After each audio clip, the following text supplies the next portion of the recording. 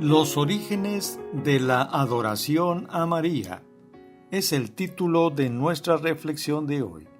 Les habla el pastor Magdiel Alanís Rangel.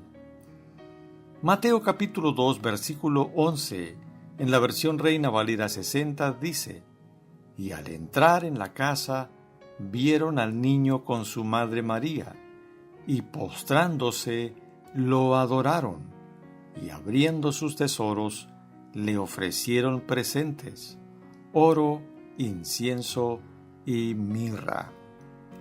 ¿De dónde viene el culto a María?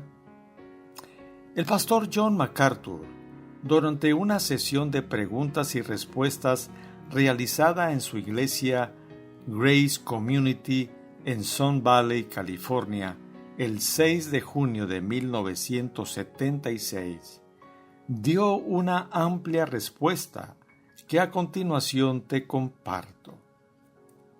El pastor MacArthur afirmó: la mariolatría es probablemente el veneno más grave del sistema romano. ¿De dónde vino el culto a María? Es una buena pregunta. Básicamente surgió del Concilio de Éfeso en el año 431 después de Cristo. No surgió de las Escrituras, porque no está en las Escrituras. Verán, la Iglesia Católica Romana enseña que hay dos fuentes de verdad, dos fuentes de revelación divina. Una es la Sagrada Escritura, la otra es la Santa Iglesia Católica. Entonces, si la Iglesia dice que algo es revelación, pues entonces lo es. Si el Papa habla ex cátedra, eso es como si fuera la voz de Dios y tiene el mismo peso que las Escrituras. Si un concilio de la Iglesia dice esto es revelación, lo es. Así que lees una teología católica como la del teólogo Ott y te dice tal y tal cosa son verdad, pero en lugar de darte una referencia bíblica, te dice Concilio de Éfeso 431 después de Cristo, o dirá tal y tal cosa es verdad, y entonces te dice Papa Pío XII, porque eso es igual a la revelación, y es ahí donde radica el conflicto. Ahora, esto es lo que declaró el Concilio de Éfeso en el año 431 después de Cristo, y estoy citando el texto del concilio. Dice: si alguno no confiesa que Emmanuel, el Cristo, en verdad es Dios, y la Santa Virgen es la Madre de Dios, Theotokos, debe ser juzgado. En esencia, eso es lo que dice. ¿En serio? ¿Cualquiera que negare que ella era la Madre de Dios? Ahora, esa es una declaración de peso, amigos. Ella fue la Madre del Jesús humano, pero no es exacto decir que es la Madre de Dios, porque eso indicaría que Dios nació. Ahora, los concilios posteriores repitieron y refinaron esta declaración particular de Éfeso. El teólogo católico Ott, en la página 312 de su obra, dice que María es la esposa del Espíritu Santo y debe ser honrada como la esposa del Espíritu Santo. Ahora, de nuevo, como pueden ver, esto la empuja hacia una identidad deísta. De hecho, la Iglesia Católica ha hecho que el Cantar de los Cantares de Salomón se refiera a María y al Espíritu Santo. No hay escritura bíblica para el culto o la adoración a María. El Papa Pío IX, en una de sus bulas, creo que se llamaba Bula Ineffabilis, promulgó la siguiente doctrina, la cito: la Santísima Virgen María fue preservada libre de toda mancha de pecado original. Así lo dijo Pío IX. Así se convirtió en revelación divina. Ella fue sin pecado. Ott, el teólogo católico que mencioné, dice: la doctrina de la Inmaculada Concepción de María no se revela explícitamente en las Escrituras, pero la Iglesia Católica lo cree debido al concilio. El Concilio de Trento dijo: ninguna persona justificada puede evitar todos los pecados durante toda su vida, excepto sobre la base de un privilegio especial de Dios, tal como la Iglesia lo sostiene que se le concedió a la Virgen bendita.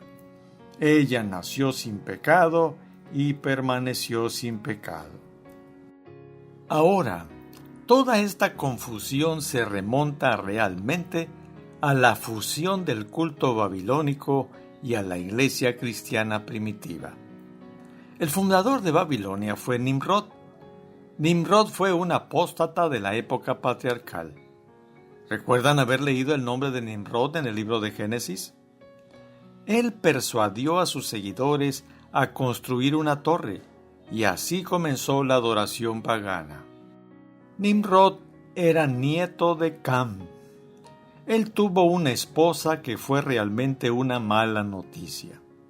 Su nombre fue Semiramis la primera, y con Nimrod y Semiramis primera comenzó la idolatría babilónica. Semiramis se convirtió en la madre de los cultos. Ella se convirtió en la famosa madre cuyo nombre es diferente en diferentes culturas.